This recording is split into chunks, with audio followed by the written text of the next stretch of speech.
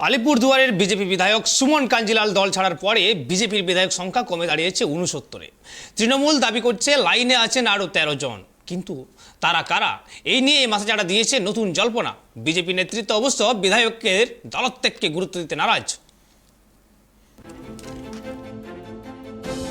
প্রকাশ্য সভায় অভিষেক বন্দ্যোপাধ্যায় বলেছিলেন, যদি দরজা খুলি বিজেপি দল আর থাকবে না। বলুন, দরজা খুলবো? আমার তো মাঝে মাঝে মনে হয় একটু খুলে দিই। আর রাজ্য রাজনীতিতে আপাতত আলোচনা যে বিষয়, তাহলে কি পঞ্চায়েত ভোটের আগেই দরজা খুলে দিল তৃণমূল কংগ্রেস? বিজেপির টিকিটে জেতা আলিপুর দুয়ারের বিধায়ক সুমন কাঞ্জিলালের তৃণমূলে যোগদানের পর সেই প্রশ্নই জোরালো হচ্ছে। আলিপুর দুয়ারে বিজেপির বিধায়ক দল ছাড়ায় বিধানসভায় বিজেপির সদস্য সংখ্যা 77 থেকে কমে দাঁড়িয়েছে 69। কিন্তু বিজেপিতে ভাঙনের এই ধারা কি আরও দীর্ঘায়িত হবে?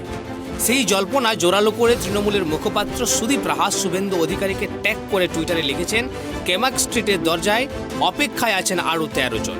বিরোধী দলনেতার মর্যাদা টিকবে তো?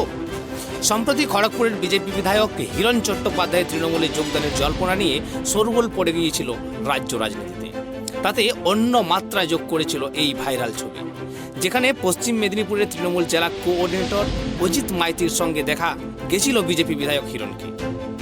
যদিও ছবিটি বিকৃত বলে পরে দাবি করেন হিরণ, যদিও তা নিয়ে খোঁচা দিতে ছাড়েনি তৃণমূল শিবির। সুমন কাঞ্জিলাল তৃণমূলে আসার পর ফের দল বদলের জল্পনা উস্কে দিয়েছে শাসক দল। তৃণমূল কংগ্রেসের রাজ্য সাধারণ সম্পাদক কুণাল ঘোষ বলেছেন, এ বিষয়ে যারা সব জানেন তারা মমতা বন্দ্যোপাধ্যায় এবং অভিষেক বন্দ্যোপাধ্যায়। তারা যখন বলবেন আমরা এই বিষয়ে বিস্তারিত বলব। আসলে সেই সব এলাকার তৃণমূলের কথাও ভাবতে হচ্ছে।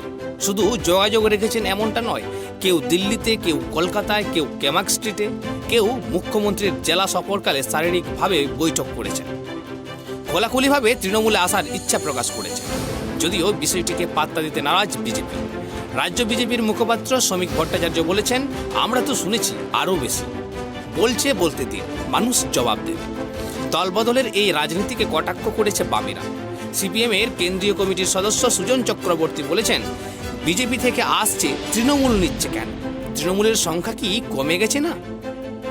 সর্বোচ্চ ক্ষমতা চায়, কেউ বিরোধিতা করতে পারবে না। স্বৈরাচারীর প্রবণতা, এটাই তার লক্ষ্য।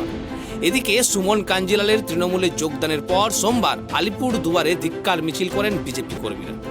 অশান্তি এড়াতে সুমন কাঞ্জিলালের বাড়ির সামনে মোতায়েন করা হয়েছে police. Bureau report, tribe TV.